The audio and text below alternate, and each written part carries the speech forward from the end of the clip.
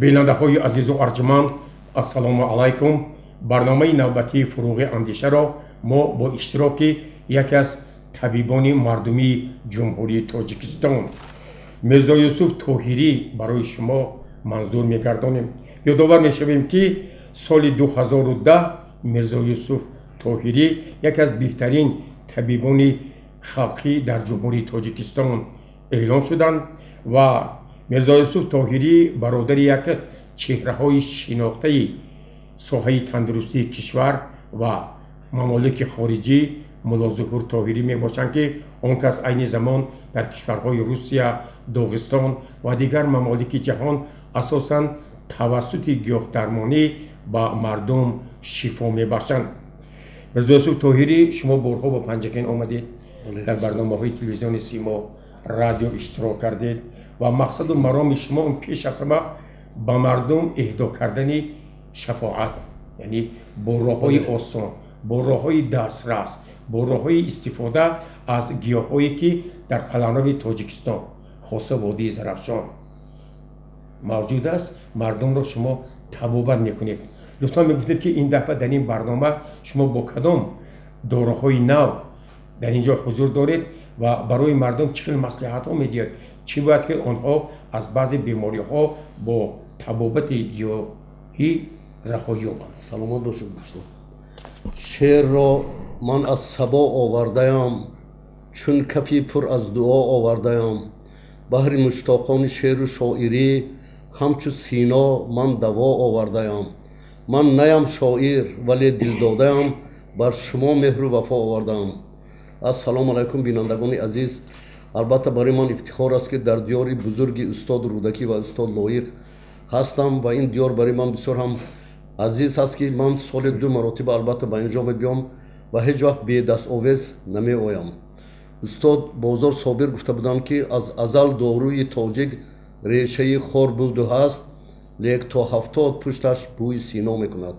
من هم سالیان زیاد با گل و گیاهای طبیعی وطنمان البته سر و کار دارم. من حالا میبینید که در نزد ما بسیار موادهای توابتی هستند، میخوام آن را برای شما معرفی کنم.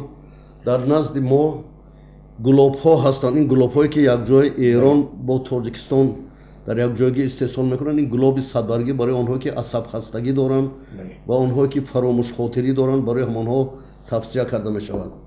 این گلاب دیگر باشد غوره آب انگور برای آنها که فشار بلندی دارند، بیماری قند دارند و فربگی دارند برای آنها توصیه کرده می شود. گلاب دیگر باشد گلاب پودینه است که این برای آنها که از غدود زیر معده، دمیش شکم، شکوه دارند برای آنها توصیه کرده می شود. و این مواد دیگری ما که در ترکیبش از 12 خیل گیاه ها عبارت است. برادری من چنانه که استاد معرفی کردم ملا ظهور طاهری، این برای بیماری های دل، عصب و برای غدود پروستاتی مردها، این چنین برای فشار هم توصیه کرده می شود. در اینجا آنچنانی که ما میبینیم 6 نمودی مغز و عسل ها، این مواد از عربستان است، تنها در ما زیتونش موجود نیست. دیگر همین موجود است که این هم اصلا برای اونها که کمخونی دارن، سست و بیمداری دارن، اونهایی که خوب از جهت فایزناکی کم هست، بعد گردهایی که خراب و پژمرده هستند برای همونها توصیه کرده می شود. البته در بعضا دیارها هست که ممکن که نقصان بی‌فرزندی وجود دارد. من این 2 دوره که در نزد ما هست از این من 13 نمودش رو آوردگی، اینها مثلا برای آنها که شکوه دارن از پرابلم های بی‌فرزندی، از کم بودن فایزناکی خوب سپرما و اونها که از غدودی همون تناسل یا که غدودی پیشروی مردی که شکوه دارن برای اونها توصیه کرده می شود. و این مواد دیگری ما که اثری نام دارد، این هم مول مصر عرب هست. در ترکیبش عسل، روغن زیتون، سیاه‌دانه، کنجد، ریشی، کستولخین برای اونهایی که دمیش شکم دارن، خوراک را حل نمیکنن، اون روزنی دارن، زرده جوشی دارن، اینها هم همش از گل و گیاهای عبارت است. من این موادهای دیگری که ما در شکل حب میبینیم، این مول روسیه استحصال پروفسور گردیف است که اینش برای بیماری های سرطان، اینها هم تنها گیاهی. و کتابی هست با نام تراویانی تابلت که 20 خیمیکاتا، کتابی همین آدم، اینش برای زنهایی که از شکوه دارن از غدود سینه یا که با زبان طبی بگویم ماستاپاتیا. اینش اونهایی که از беморӣ қанд шикоят доранд, глюкоза норма. Ана ин маводи дигаре ки мо бибинем, ҳамин устод мушхори худамо ҳаст, лапух. Фақат дар ҳар ҷо бо ҳар хел номҳо истифода мебаранд, масалан рафида хӯрак мегӯянд дар мардуми ҷануб. Ин барои тамоман тоза кардани вуҷуд, ҳам бемориҳои ҷигар, бемориҳои гурда, пешобдон, рӯдаи меъда барои онҳо тавсия карда мешавад. Ва ин маводҳои дигари мо яке аз ширакамоли худамо ин аслан барои онҳо ки аз бемориҳои гепатит, вирусҳо барои тоза кардани ҳамонҳо истифода бурда мешавад. Инаш бошад таблетки замч, ки ин ҳам маҳсули бародари ман Муллозур Тоҳирӣ ҳаст, барои онҳо ки аз захми меъда, аз бемории бавосир шикоят доранд, барои ҳамонҳо тавсия карда мешавад. дар ин ҷо боз гиёҳҳои дигарро мебинем ки масалан ин чордору дар таркибаш 12 хел гиёҳ барои онҳое ки аз бемории асаб ва дил шикоят доранд, хуб метавонанд ки чой муқаррарӣ карда нӯшидан гиранд. Инаш бошад реши рӯян барои резондани санги гурда ва талхадон аст. ва аҷоибаш ин ки мана ин гиёҳ дар ватани мо умуман намерӯяд, дар қисми шимоли Тоҷикистон намерӯяд, масалан дар водии мани шумо дар вилояти Соғ намерӯяд. ин бо забони тоҷикӣ номаш татун, бо забони русӣ сумах, баландии дарахташ то 7 метр мешавад. Аслан ин дар Помир, Бадахшон, Дарвоз, Ромид як лаззати туршии аҷоиб дорад ки ҳам хунро тунук мекунад, ҳам фишорро паст мекунад, ҳам давои бемории қанд мебошад. мана ин гиёҳи дигар пижма бо тоҷикӣ зарпоша, ин барои аслан резондани керми меъда ва кушодани роҳҳои талхадон. аслан он гиёҳҳое ки ранги зард дорад, гули зард дорад, характери талхаронӣ дорад. ин гиёҳ бо номи санои маккӣ маъмул аст ки аз Макка меояд барои онҳое ки қабзияти дуру дароз доранд, яъне ки якчанд рӯз берун намераванд ва сабабаш аз илтиҳоби талхадон ва меъда иборат аст. ин мухаллас ки яке аз гиёҳҳо барои фаромӯшхотирӣ хеле хуб ва барои бемориҳои ҷигару талха. инчунин дар назди мо равғаниҳо ҳаст. ин равғани бодоми талх. аслан равғани бодоми талхро барои гум кардани ожанҳо, барои тоза кардани доғҳо, барои бемории гӯш, барои нарезондани мӯи сар истифода мекунам. инаш бошад равғани ангат ки худи панҷакентам хело ангати зиёде дорад, қадди ҳамон дарёи Зарафшонба. ин аслан барои онҳое ки аз хуб эрозии рӯдаҳо, захми меъдии рӯда ва бемориҳои талхадон барои онҳо тавсия карда мешавад. равғани сияҳдона, хосияти табобати он ба равғани зайтун ва ба равғани ангат хеле наздикӣ дорад ки аслан барои бемориҳои меъдии рӯда ва ғадуди зери меъда тавсия кардан мумкин.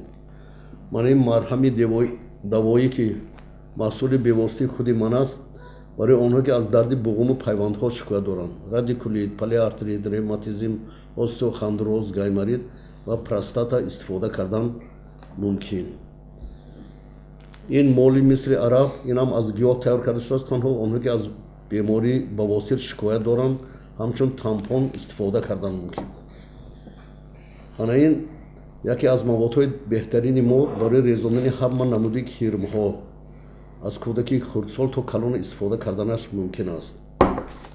сенол таркиби хеле бой дошта. ин ҳам барои онҳое ки қабзияти дуру дароз доранд ва ғадуди зери меъдашон наст кор намекунад, барои онҳо тавсия карда мешавад. қаламфури гарданӣ ки мо дар байни халқи мо бисёр маъмул шудааст. ҳатто як шеъри бедил ҳаст ки ёраб ҳаргаҳ ба сухан меояд, бӯи аҷибаш аз даҳан меояд.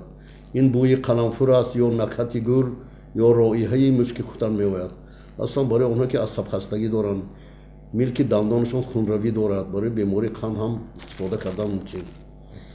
мана ин растаробша, яъне ки бо тоҷикӣ бодовари доғдор аст барои бемориҳои бевосита ҷигар.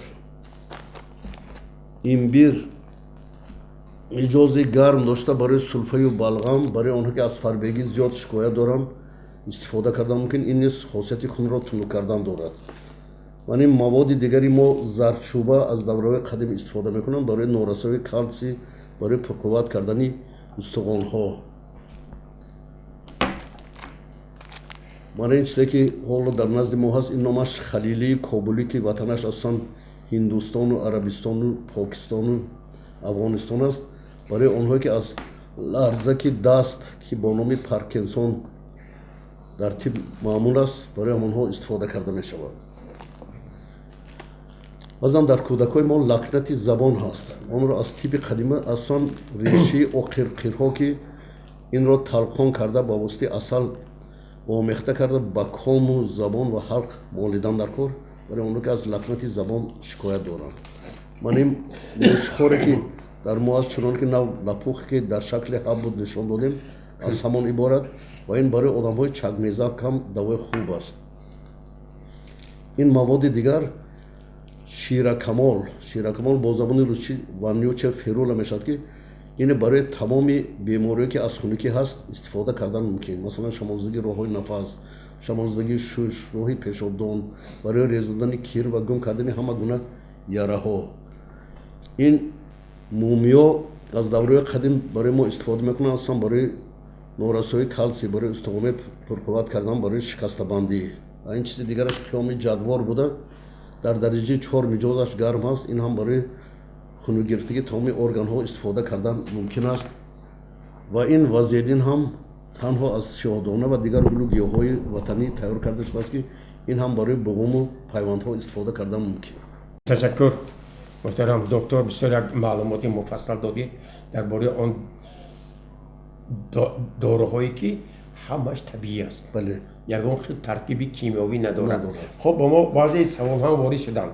лутфан мегуфтед ки барои камхунӣ, барои бехобӣ, барои зоби ҷоғар, бефарзандӣ, инҷо шумо гуфтед бо кадом ториҳоро тавсия медиҳед ки мардум ба шумо муроҷиат кунанду барои ҳамин тасаллиҳоро тобат кардан аз онҳо истифода саломат бошед. шайху раис сино мегӯяд ки дар дунё дарди бедаво вуҷуд надорад ба ғайри аҷал, агар дар бемор хоҳиши табобатшавӣ бошад. масалан як чизи оддие ки бозорҳои мо пур аст лаблабии сурх. инҷа саволи аввали шумо дар бораи камхунӣ буд. метавонанд ки ҳамин як лаблабии сурхро гирифта аз турктароша гурзонида ба болаш 1 литр оби ҷӯш ва 1 қошуқ асал, худаш беҳтарин сок, ҳам барои бемории ҷоғар истифода карда мумкин, ҳам барои оное ки аз камхунӣ шикоят доранд. баъд инҷо мо маводе ки дорем бо номи асари худаш ҳамонҷа анемия гуфтагӣ, яъне ки барои камхунӣ. дуюмаш азбас ки обу хоки тоҷикистон ҳамаги 15% ёд дорад, дар мо норасоии ёд хеле зиёд аст. вақте ки ман дар мактабҳо вохӯрӣ мекунам мебинам ки аксарияти хонандагон ба бемории ҷоғар гирифтор ҳастанд. ҳаминам ба ғайр аз лаблабӣ истифода кардан маводҳое ки аз чормағз ҳаст, масалан барги чормағз, хуб байни ҳамон чормағз ба нигоҳ кунед, перегород ки мегӯд ҳамон вайро гирифта истифода кардан мумкин. ғӯри даври нав пайдошавӣ онро истифода кардан мумкин, пӯсташро истифода кардан мумкин ки аз ёд иборат, решаи зеризамини шулхаро истифода кардан мумкин. умуман дар мо маводҳои ёддор хеле зиёд ҳастанд. солҳои охир наслҳои нисбатан ҷавон аз бефарзандӣ бисёр азият мекашанд. роҳҳои ташхису табобати бефарзандӣ вуҷуд дорад тавассути ҳамин гиёҳҳои табиӣ? бале устод, ман ногуфта намонад ки азбас ки дар ҳамин шаҳру деҳоти Панҷакен бисёр омаду рафт мекунам ва бисёр сарбаланду хурсандам ҳастам ки аз як ҳудуди Панҷакен 69 бефарзанде ки ман дар давоми қариби 15-20 сол инҷо омаду рафт мекунам, ҳатто метавонам ном ба ном дар дафтари шифоёфтаву ҳастанд, аз Коса Тарош, аз Марғедар, аз Сор, аз Ғезани Боло, аз Калхозчиён, аз Урдакон, онҳое ки шифоёфта соҳиби фарзанд ҳастанд. албатта мо намегӯем ки мо тавбат кардем, мо фақат маслиҳат метем. он ҳама роҳашу худои таоло вақте ки мебахшад ҳама роҳаш ҳаст, лекин сабаби асосӣ дар чи ҳаст? мебинед ки ҳам мардҳо ба ғадуди ҳамон илтиҳоби пешҷои худ, яъне ки ғадуди простата гирифтор мешаванд, табобат намекунанд, оста ба аденома табдил меёбад. масалан меран дар шаҳрҳои расоӣ кор мекунанд, дар рибзавод, дар ҷои чиз, ҳоле азбас ки ҷавон ҳастанд аҳамият наметиҳанд, лекин бадтар мебинанд ки ҳамин беморӣ аллакай ба яъне ки музмин мешавад, яъне хронически ҳамон простата мешавад. ё занҳо метавонанд ки ҳатто ба ҳамин илтиҳоб гирифтор шаванд. байни зану мард қариб ба ғайр аз ҳамон узви шармгоҳшон дигар ягон фарқият надорад. ҳамонҳоя мерам мана дар давни шолиҳо як қадар истода пои ҳамон бутию музовии резини кор мекунанд, хуне ки бахташон ҷалб мешавад, ҳаминҳо аҳамият наметиҳанд. лекин роҳҳои оддии ҳамин чиз барқарор кардан албатта ҳаст ки мо хунукиро аз байн барем ё ки фоизнокиро зиёд кунем. ман дута мисоли оддӣ мебиёрам барои ҳамон шамолкашии мардҳо. яке шалғамро пухта ба болаш шалғами зардро албатта ба болаш як қошуқ асал ва як қошуқ равғани маска ҳамроҳ карда муддати 20 рӯз бихӯрад ҳатто фоизнокиро зиёд мекунад ва ҳамон шамолзадагии пешобдонро хуб наст тавбат мебахшад. Дигараш як бех чиснокро дар як литр шир ҷӯшонида нӯшидан ҳам вирусҳоро мекушад, ҳам характери муқобили ҳамон шамолкашиҳо бошад. Ин роҳи оддитаринаш. Дигараш маводҳое ки мо метавонем чиз кунем, ё барои занҳо масалан оддӣ гули хайрӣ ҳаст ки ҳамин ҳабби мукалтин аз ҳавай табдил меёбад. ҳамонро ҳатто обҷӯш карда занҳо шинанд, хеле барои онҳо ки ҳам трубкаҳо маҳкам ҳаст, газаки сахти бачадон доранд, барои ҳамонҳо давои хуб аст. ба ҳамагон маълум аст ки ҷаҳони муосир ба ғайр аз бемории саратон бод ба як бемории хеле хавфнок, яъне бемории қанд ва дар ҳамин раванд бемориҳое ки ба ғадуди зери меъда, инҳо ду бемори қариб ба ҳам пайвастанд, гирифтор ҳастанд. оё имрӯз тибби мардумӣ имкониятҳое ки шумо имрӯз пешниҳод мекунад барои ташхису табобати ҳамин ду беморӣ мусоидат мекунад? Албатта, чунки дар даври бузургвор сино ҳабҳои мо вуҷуд надошт, на ситрамон, на аналгин, на пиртусин, ягон темино, танҳо миҷози мардумро бо гулу гиёҳ мувофиқат карда тавбат мекард. яке аз сабабҳои ҳамон бемории қанд ин агар тарс бошад, дигараш пурхӯрӣ аст. вақте ки мо аз меъёр зиёд мехӯрем, албатта ҳамон органи мо бисёр вазнин меорад, масалан ғадуди зери меъда, ё ки талхадон вақте ки варам мекунад нағз намечакад, шираҷудокунии рӯда хуб нест, баъд ин зур меоварад ба ғадуди зери меъда. боз бисёр мебинед ки дар ин кӯчаҳои мо вай ҳаст тезтайёрҳо як қадар зиёд шудааст ки бовар кунед мардум ба хотире ки вақти кориш тезтар равам, ё ки баъзан бачаҳои ҷавонро нигоҳ мекунед ки меран дар ҳамон навбати ҳамон чизҳо меистанд ки оқибати ҳавай бисёр ширинӣ истифода мебаранд. он маводҳое ки дар органи мо тез ҳал мешавад, ҳамонҳо сабабаш оварда расонда ба бемории қанд. агар дерҳазмтар бошад он қадар чиз нест. вақте ки тез ва ҳал шуда мегирад бо талабот зиёд мешавад, ман ҳамин чизҳо метавонад ки ба қанд оварда расонад. оддитарин чиз барги ғор, лаврови лист, алафи коснӣ, барги бед, барги тут, барги чормағз, ҳаминҳоро дар якҷоягӣ метавонем ки мо истифода барем. аслан он гиёҳҳое ки туршӣ зиёд дорад, аскарбинка зиёд дорад, барои бемории қанд баъзур тавсия кардан мумкин. баъд дигараш ин ки мо ҳам бояд ки андозаашро донем ва режими хӯрокхӯрии худ ба нигоҳ кунем. вобаста ба ҳамин кирми меъда, баъд инҷа як беморӣ ҳаст ки захми меъда гастрит. чӣ пешниҳодҳо доред, чӣ тавсияҳо медиҳед? ман вақте ки ман дар мактаб вохӯрӣ мекунам, ду бемориро хеле зиёд мебинам дар мактабҳо. яке бемории ҷоғар, дуюмаш ҳамон кирми меъда ки дар талҳи рӯи бачаҳо мебинед ки доғҳои сафед пайдо мешавад. оддитарин роҳ агар барги шафтолуро гирифта бо алафи тхач ва бӯи модарон омехта карда ҳаминро чой карда диҳад, бовар кунед ҳамон кирмҳо мерезад. ҳоло ки зиёда аз 260 намуди кирмҳо мавҷуд аст. агар онҳое ки даже имконияти хел вай надоранд, масалан гиёҳҳоро намедонанд ки гиёҳи тхачаш чӣ ё ки бӯи модарон чӣ, ҳамин барги шафтолуро муддати 20 рӯз чой карда диҳанд, ё даврае ки вай обдор бошад, аз гӯшқимакуна гузаронда обашро диҳанд, ҳам кирмҳо мерезад. ин роҳи оддияш.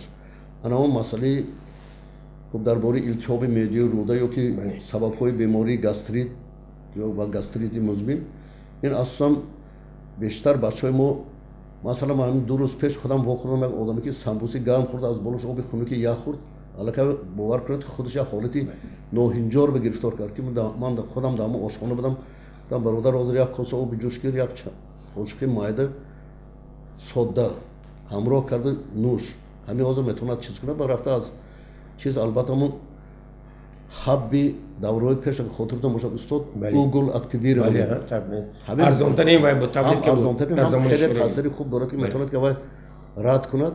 ҳагоаш телефон кард ки раҳмат доктор гуфт ки мо ҳамин чизи оддӣ хитем соддаю ҳамин угл хити аллакай худама насб кардам.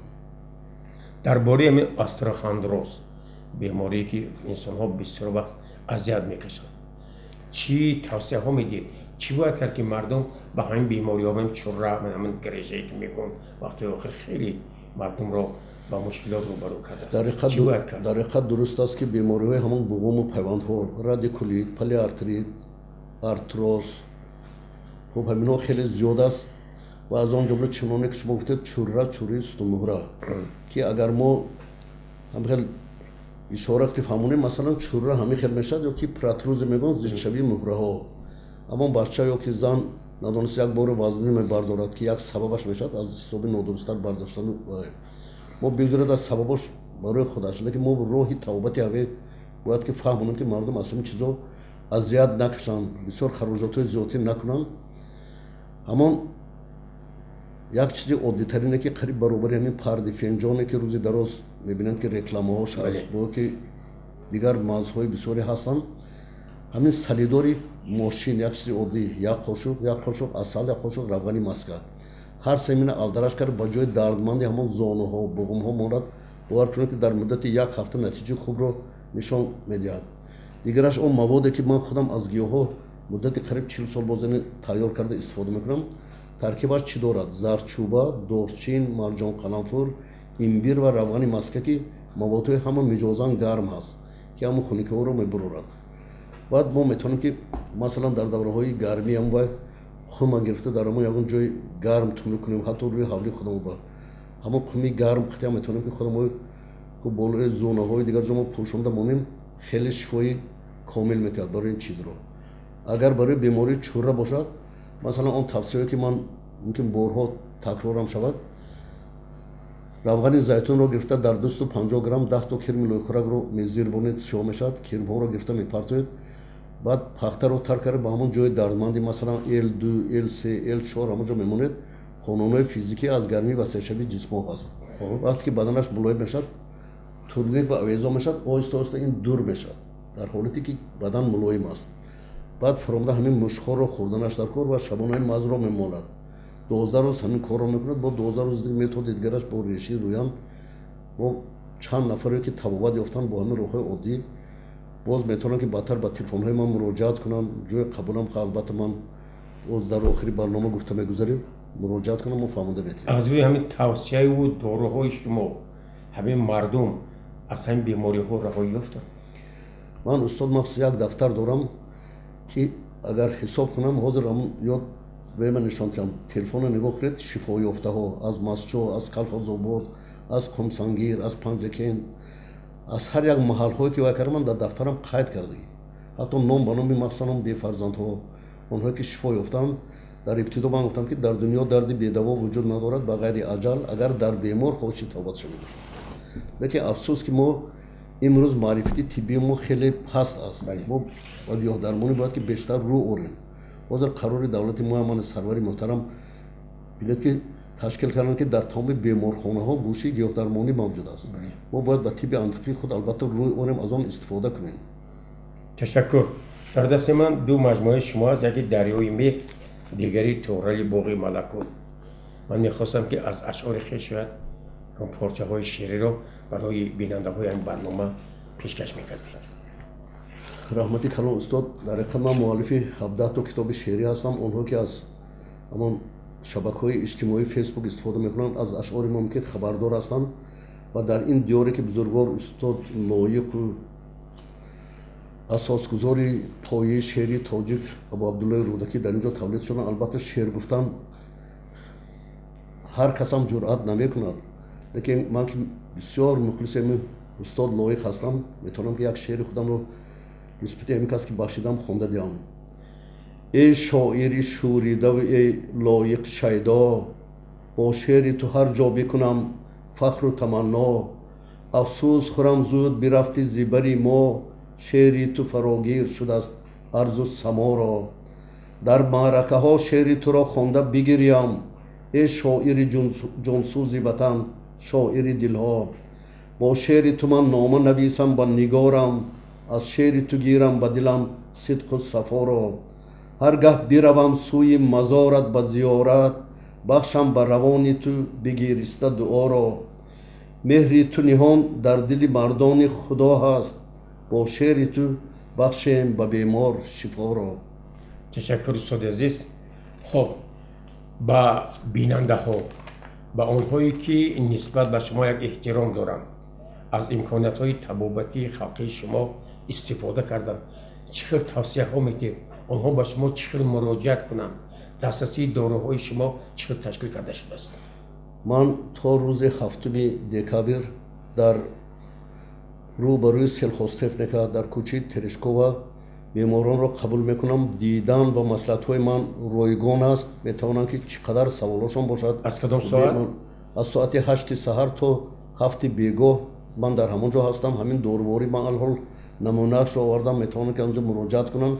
تلفن های من 92 703 21 96 92 703 21 96 و 909 22 03 56. بغیر از کودکان تا 5 ساله من نمیبینم. دیگراش میتونم مصلحت ها رو دیم و نرخ‌های دورباری هم البته دسترس هست. موافق امکاناتشون میتونن گرفته استفاده برن. حتی میتونن که همین گیاه ها رو خودشون جمع آوری کرده از اون استفاده کنن. خب من برای صحبت به شما عرض سپاس میکنم.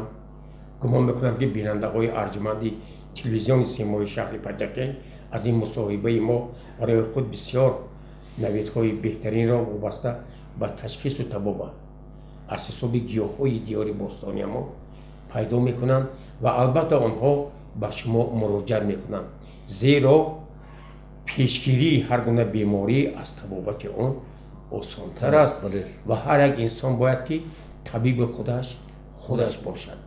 به شما عرض سپاس میکنم. سلامت باشید. برای کار بینندگان عزیز و ارجمند، این بود برنامه نوبتی فروغ اندیشه. همصحبت ما بودند یکی از طبیبان شناخته رشته طبابت مردمی میرزا یوسف طاهری. سلامت و سربلند باشید.